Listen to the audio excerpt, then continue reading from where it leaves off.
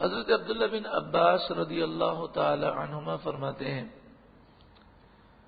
کہ بنی اسرائیل کو اللہ تعالیٰ نے 9 نشانیاں دکھائیں۔ ان میں سے ایک نشانی تو یہ تھی کہ حضرت موسیٰ علیہ السلام جب اپنی لاٹھی زمین پر ڈالتے تو وہ اژدہا بن جاتی، اپنا ہاتھ آپ بغل سے ملا کر نکالتے تو وہ روشن ہو جاتا۔ موسیٰ علیہ السلام کی زبان میں لکنت تھی، اللہ تعالیٰ نے وہ دور فرمائی، سمندر وہ پھٹ گیا اور اس میں 12 راستے بن گئے، بنی اسرائیل پار ہو گئے اور فرعونی غرق ہو گئے۔ طوفان اللہ تعالیٰ نے مسلط فرمایا بنی اسرائیل کے دشمنوں پر یعنی فرعونیوں پر۔ اسی طرح ان پر ٹڈی کا عذاب آیا، گھن کا عذاب آیا، مینڈک کا عذاب آیا اور خون کا عذاب آیا۔ یہ سارے عذاب 7 دن کے لیے آئے۔ مثلا جب مینڈک کا عذاب تھا تو 7 دن تک ان کے لباس میں، ان کے گھروں میں، ان کے کھانے میں، ان کے پانی میں ہر جگہ مینڈک ہی مینڈک تھے۔ خون کا عذاب آیا تو ہر چیز خون بن گئی۔ تو اس طرح اللہ تعالیٰ نے انہیں 9 نشانیاں دکھائیں بنی اسرائیل کو۔ لیکن جب فرعونی غرق ہو گئے تو اس کے بعد بنی اسرائیلی وہ سرکشی پر اتر آئے اور انہوں نے اللہ کی نعمتوں کا شکر ادا نہیں کیا۔ وَلَقَدْ آتَيْنَا مُوسَىٰ 9 آیَاتٍ بَيِّنَاتٍ، اور ضرور بے شک ہم نے موسیٰ علیہ السلام کو 9 روشن نشانیاں عطا کی۔ 9 مانے 9 آیات نشانیاں، بینات روشن۔ فاسأل بنی اسرائیل، تو آپ بنی اسرائیل سے پوچھئے، اذ جاءہم، جب موسیٰ علیہ السلام ان کے پاس آئے یہ نشانیاں لے کر تو کافروں نے کیا جواب دیا؟ جب کافروں نے ان کی نشانیوں کو دیکھا تو انہیں جادوگر کہا۔ نبی اکرم صلی اللہ علیہ وآلہ وسلم نے جب معجزات دکھائے تو اس دور کے کافروں نے بھی حضور صلی اللہ علیہ وآلہ وسلم کے لیے ایسے ہی کلمات استعمال کیے۔ فقال له فرعون، تو فرعون موسیٰ علیہ السلام سے بولا، انی لأظنک یا موسیٰ مسحورا، بولا بے شک میرا گمان یہ ہے اے موسیٰ تجھ پر جادو کیا گیا ہے۔ قال، موسیٰ علیہ السلام نے فرمایا، لقد علمت ما انزل هؤلاء الا رب السماوات والارض، آپ نے فرمایا فرعون تو خوب جانتا ہے کہ یہ ساری نشانیاں اس رب نے نازل کی ہیں کہ جو آسمان و زمین کا رب ہے۔ بصائر، یہ نشانیاں آنکھیں کھولنے والی ہیں۔ وَإِنِّي لَأَظُنُّكَ يَا فِرْعَوْنُ مَثْبُورًا، آپ نے فرمایا بے شک اے فرعون مجھے اس بات کا یقین ہے کہ تو ہلاک ہو جائے گا۔ فَأَرَادَ، تو فرعون نے چاہا، أَن يَسْتَفِزَّهُم مِّنَ الْأَرْضِ، کہ وہ بنی اسرائیل کو اور موسیٰ علیہ السلام کو زمین سے باہر نکال دے۔ فَأَغْرَقْنَاهُ، تو ہم نے فرعون کو غرق کر دیا۔ وَمَن مَّعَهُ جَمِيعًا، اور جو فرعون کے ساتھ تھے وہ بھی ہم نے غرق کر دیے۔ اس میں نصیحت ہے کفار مکہ کے لیے کہ جس طرح پہلے نبیوں کی نافرمانی کرنے والے ہلاک ہوئے، تم پر بھی اللہ کا غضب آئے گا۔ وَقُلْنَا، اور ہم نے فرمایا، من بعدہ، اس کے بعد، لبنی اسرائیل، بنی اسرائیل سے، اسکن الارض، زمین میں تم ٹھہرو۔ فَإِذَا جَاءَ وَعْدُ الْآخِرَةِ جِئْنَا بِكُمْ لَفِيفًا، پھر جب آخرت کا وعدہ آئے گا تو ہم تم سب کو ملا کر لپیٹ لیں گے، تم سب کو ہم اپنی طرف بلا لیں گے، یعنی قیامت تک تمہیں یہاں رہنا ہے اور ایک نہ ایک دن اس دنیا کو فنا ہے۔ وَبِالْحَقِّ أَنزَلْنَاهُ، اور حق کے ساتھ اس قرآن کو ہم نے اتارا۔ وَبِالْحَقِّ نَزَلَ، اور حق ہی کے لیے یہ قرآن اترا۔ سورہ بنی اسرائیل کی یہ آیت نمبر 105 ہے، اور اس آیت کریمہ کا اتنا جو حصہ ہے وَبِالْحَقِّ أَنزَلْنَاهُ وَبِالْحَقِّ نَزَلَ، یہ ہر بیماری کے لیے شفا ہے۔ کہیں بھی درد ہو، ہاتھ رکھ کر 7 مرتبہ اسے پڑھا جائے تو درد دور ہو جاتا ہے، شفا مل جاتی ہے۔ مفسرین نے ایک واقعہ لکھا حضرت محمد بن سماک کا، اللہ کے نیک بندے تھے، آپ بیمار ہو گئے، بیماری کسی کی سمجھ میں نہیں آتی تھی، بڑے طبیبوں کو دکھایا لیکن شفا نہ ہوئے، تو کسی نے کہا کہ حضرت فلاں عیسائی طبیب ہے، آپ ان سے علاج کرائیں۔ تو آپ کی طبیعت نے گوارا نہ کیا کہ وہ عیسائی سے علاج کروائیں۔ جب آپ بے ہوش ہو گئے تو لوگ آپ کا یورین لے کر وہ ٹیسٹ کے لیے عیسائی طبیب کے پاس جانے لگے۔ وہ اتنا ماہر تھا کہ یورین دیکھ کر ساری بیماریاں بھی بتا دیتا تھا اور دوائی بھی وہ تجویز کر دیتا تھا۔ تو راستے میں انہیں ایک بزرگ ملے جو بڑے روشن و منور تھے، خوشبو سے مہک رہے تھے۔ انہوں نے کہا کہ تم کہاں جا رہے ہو اور یہ تمہارے ہاتھ میں کیا ہے؟ تو حضرت محمد بن سماک کے مریدوں نے سارا واقعہ سنایا۔ تو بزرگ نے فرمایا اس کو پھینکو اور تمہیں عیسائی طبیب کے پاس جانے کی کوئی حاجت نہیں، ان سے کہو کہ وَبِالْحَقِّ أَنزَلْنَاهُ وَبِالْحَقِّ نَزَلَ، وہ پڑھیں 7 مرتبہ اور اپنے اوپر دم کریں، اللہ انہیں شفا عطا فرمائے گا۔ جب وہاں لوگ پہنچے تو دیکھا کہ حضرت ہوش میں آ چکے ہیں، سارا واقعہ عرض کیا تو حضرت نے درد کی جگہ پر ہاتھ رکھ کر اسے 7 مرتبہ پڑھا، فوراً ہی اللہ نے شفا عطا فرمائی۔ پھر آپ نے فرمایا جانتے ہو تمہیں کون سے بزرگ ملے تھے؟ لوگوں نے کہا نہیں۔ تو آپ نے فرمایا وہ حضرت خضر علیہ الصلوۃ والسلام تھے۔ وما ارسلناک الا مبشرا ونذیرا، اور ہم نے آپ کو صرف خوشخبری سنانے والا اور ڈر سنانے والا بنا کر بھیجا، یعنی آپ لوگوں کے گناہوں کے ذمہ دار نہیں ہیں۔ وقرآنا فرقناہ، اور ہم نے قرآن کو جدا جدا کر کے نازل کیا، یعنی ایک ساتھ پورا قرآن نازل نہیں کیا، تھوڑا تھوڑا کر کے۔ لِتَقْرَأَهُ عَلَى النَّاسِ عَلَى مُكْثٍ، تاکہ آپ اسے لوگوں پر ٹھہر ٹھہر کر پڑھیں۔ وَنَزَّلْنَاهُ تَنزِيلًا، اور ہم نے اس قرآن کو آہستہ آہستہ نازل کیا۔ قُلْ آمِنُوا بِهِ أَوْ لَا تُؤْمِنُوا، آپ فرمائیے تم اس پر ایمان لاؤ یا نہ لاؤ۔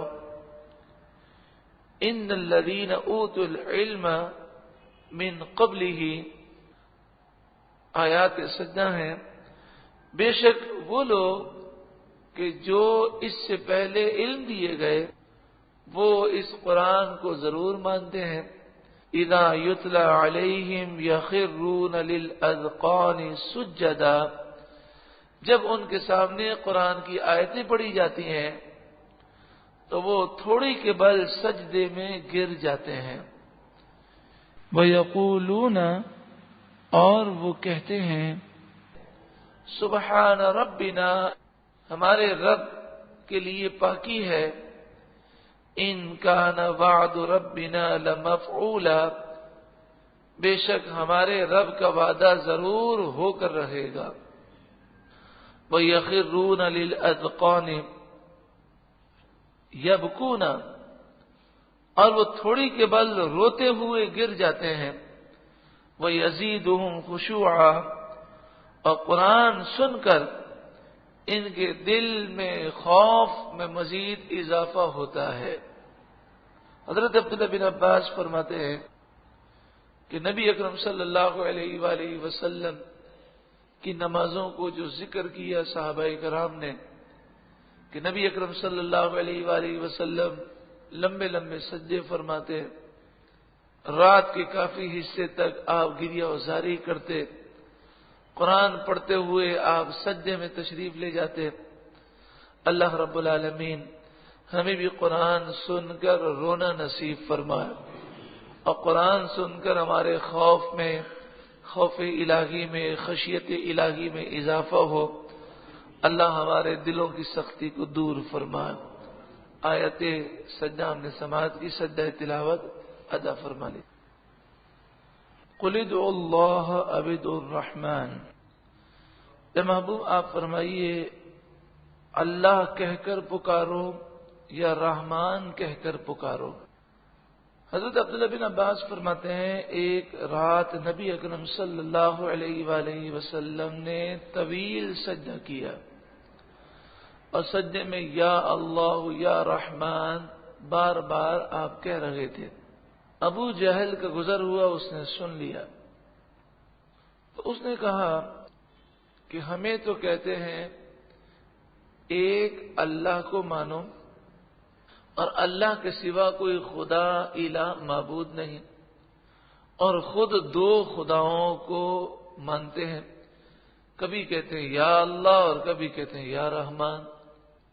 تو اس پر یہ آیت کریمہ نازل ہوئی کہ یہ اللہ کے اسماء حسنی ہیں، پیارے پیارے نام ہیں، کوئی الگ الگ ذاتیں اس سے مراد نہیں ہیں۔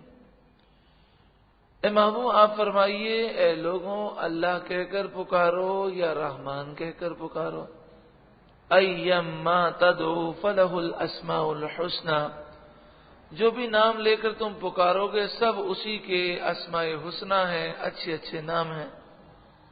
اللہ تعالیٰ کے 99 ناموں کا ذکر ہے حدیث پاک میں، جو اسے پڑھے گا اور اسے یاد رکھے گا اللہ تعالیٰ اسے جنت عطا فرمائے گا۔ لیکن صرف 99 ہی نام نہیں، اس کے علاوہ بھی نام ہیں، لیکن جس حدیث میں جنت کی بشارت دی گئی اس میں 99 نام کا ذکر کیا گیا۔ وَلَا تَجْهَرْ بِالصَّلَاةِ، آپ اپنی نماز میں نہ تو بہت زیادہ زور سے تلاوت کریں، وَلَا تُخَافِتْ بِهَا، اور نہ ہی بالکل آہستہ آپ تلاوت کریں، وَابْتَغِ بَيْنَ ذَلِكَ سَبِيلًا، ان دونوں کے بیچ کا راستہ آپ اختیار کریں، یعنی جب امام جہری نماز میں تلاوت کر رہا ہو تو اتنا چیخ چیخ کرنا پڑے کہ جس سے اس کے گلے کو تکلیف ہو، اس کے جسم کو تکلیف ہو، اور نہ ہی اتنا آہستہ پڑے کہ پہلی صف والوں ہی کو آواز نہ آئے۔ تو آواز اس کی بلند ہونی چاہیے مگر چیخ چیخ کرنا پڑے، بلکہ درمیانی آواز۔ اقیلہ صلی اللہ علیہ وآلہ وسلم نے ایک موقع پر صحابہ کرام کو دیکھا کہ وہ پہاڑ سے اتر رہے ہیں اور چڑھ رہے ہیں، اللہ کا ذکر کر رہے ہیں چیخ چیخ کر، تو آپ صلی اللہ علیہ وآلہ وسلم نے انہیں منع فرمایا۔ اس حدیث کا بعد لوگوں نے مطلب یہ سمجھا کہ اللہ کا ذکر بلند آواز سے کرنا ہی نہیں چاہیے، یہ مطلب نہیں ہے۔ محدثین نے بیان کیا کہ وہ صحابہ کرام بہت زیادہ زور لگا رہے تھے، اور چونکہ رسول اللہ رحمت للعالمین ہے تو آپ نے یہ خیال کیا کہ اتنا زور زور سے یہ ذکر کر رہے ہیں، ان سے انہیں تکلیف پہنچے گی، تو اس لیے آپ نے انہیں فرمایا اتنا زور سے تم نہ چیخو۔ تو اللہ کا ذکر ہو، قرآن کی تلاوت ہو، زور سے کرنے میں کوئی حرج نہیں، مگر بعض باتیں خیال رکھنی ہے۔ ایک تو یہ کہ اتنا زور سے وہ نہ پڑھے کہ جس سے گلا ہی پھٹ جائے یا اس کی صحت کو نقصان پہنچے، یہ منع ہے۔ دوسری بات یہ کہ اگر بلند آواز سے اللہ کا ذکر کیا جائے یا قرآن کی تلاوت ہو یا نعت ہو تو اس میں لوگوں کا خیال رکھنا ضروری ہے کہ لوگوں کو تکلیف نہ ہو، کہ کوئی بیمار ہے، کوئی سو رہا ہے تو اس کی نیند خراب نہ ہو، بیمار کو تکلیف نہ ہو، کوئی مطالعہ کر رہا ہے تو اس کے پڑھنے میں دقت نہ ہو، ان چیزوں کا لحاظ رکھنا ضروری ہے۔ ارشاد فرمایا وَقُلِ الْحَمْدُ لِلَّهِ الَّذِي لَمْ يَتَّخِذْ وَلَدًا، ارے محبوب آپ فرمائیے سب خوبیاں اللہ ہی کے لیے ہیں۔ الَّذِي لَمْ يَتَّخِذْ وَلَدًا، جس نے اپنے لیے بچہ اختیار نہ فرمایا، وَلَمْ يَكُنْ لَهُ شَرِيكٌ فِي الْمُلْكِ، اور بادشاہت میں اس کا کوئی شریک بھی نہیں، وَلَمْ يَكُنْ لَهُ وَلِيٌّ مِّنَ الذُّلِّ، اور کمزوری سے کوئی اس کا دوست بھی نہیں۔ اللہ رب العالمین کے کئی دوست ہیں، جو اللہ کے نیک بندے ہیں وہ اللہ کے دوست ہیں، لیکن فرمایا من الذل، کمزوری کے سبب اللہ کا کوئی دوست نہیں ہے۔ یعنی جس طرح ہم دوست بناتے ہیں تو ہمیں ہوتا ہے کہ دوست سے ہمیں مزہ آتا ہے، دوست نہ ہو تو ہم بور ہوتے ہیں، دوستی کام آتی ہے۔ اللہ تعالیٰ ان چیزوں سے پاک ہے، یہ اس کا فضل ہے، احسان ہے کہ اس نے اپنے نیک بندوں کو دوستی کا شرف عطا فرمایا۔ وَكَبِّرْهُ تَكْبِيرًا، اور تم اللہ کی خوب بڑائی بیان کرو۔ یہ آخری جو آیت کریمہ ہے سورہ بنی اسرائیل کی، یہ آیت کریمہ صحابہ کرام علیہم الرضوان کا یہ معمول تھا کہ جب بچہ بولنے سیکھتا تو جو بزرگوں کا معمول ہے کہ سب سے پہلے لفظ اللہ سکھاتے، پھر اس کے بعد لا الہ الا اللہ محمد الرسول اللہ، تو یہ کلمہ آہستہ آہستہ سکھاتے، اور اس کے بعد تیسری چیز جو سکھاتے وہ سورہ بنی اسرائیل کی یہ آخری آیت سکھاتے۔ اللہ تعالی ہم پر بھی کرم فرمائے، ہمیں اور ہمارے تمام بچوں کو یہ آیت کریمہ حفظ ہو جائے، اور اس کو حفظ کرنا کوئی مشکل بھی نہیں ہے، ایک دن آپ کوشش کریں گے تو آسانی سے یاد ہو جائے گی۔ اور پھر ہمارے جو بچے چھوٹے چھوٹے ہیں جو ابھی بولنا نہیں سیکھے، تو ان پر ہم یہ کوشش کریں کہ ان کی زبان سے لفظ اللہ نکلے سب سے پہلے، اور لفظ اللہ اسی وقت جاری ہوگا جب ہم بار بار ان کے سامنے لفظ اللہ کی تکرار کریں، یعنی ان کو کھانا کھلا رہے ہیں، پانی پلا رہے ہیں، جھولا دے رہے ہیں، سلا رہے ہیں، تو اللہ اللہ اللہ کا ورد کرتے رہیں تاکہ بچے کی زبان سے سب سے پہلا لفظ اللہ نکلے، اور پھر جب لفظ اللہ نکلنے لگے تو لا الہ الا اللہ لا الہ الا اللہ کی تکرار کریں۔ جب یہ نکل جائے اور یہ جاری ہو جائے تو پھر محمد الرسول اللہ، اور جب یہ بھی بچے کی زبان سے جاری ہو تو پھر اس کے بعد اس آیت کریمہ کو یاد کرانے کی کوشش کریں۔ کتنا پیارا ماحول ہوگا اور کتنا پیارا ذہن ہوگا جس گھر میں اس کی فکر کی جائے، ورنہ بچے اللہ اور لا الہ الا اللہ تو یہ پتہ نہیں کب سیکھتے ہیں، یہ ممی پپا ڈیڈی ابا اماں یہ ساری چیزیں وہ سیکھتے ہیں، تو بھائی یہ تو آپ نہیں سکھائیں گے تب بھی وہ سیکھ جائیں گے۔ کھانے پینے کی چیزوں کے نام یہ خود ہی سیکھیں گے، یہ کوئی سکھانے والی چیزیں نہیں ہیں، سکھانے والی چیزیں تو یہ ہیں۔ تو اصل میں بات یہ ہے کہ بچہ چونکہ ابتدا میں جس لفظ کی تکرار اس کے سامنے زیادہ ہوتی ہے وہی لفظ اس کی زبان پر جاری ہوتا ہے، تو اگر ہم اللہ کا ذکر کثرت سے کریں گے تو انشاءاللہ بچوں کی زبان سے بھی اللہ کا ذکر جاری ہوگا۔ اللہ رب العالمین سورہ بنی اسرائیل کی ساری برکتیں ہمیں عطا فرمائے۔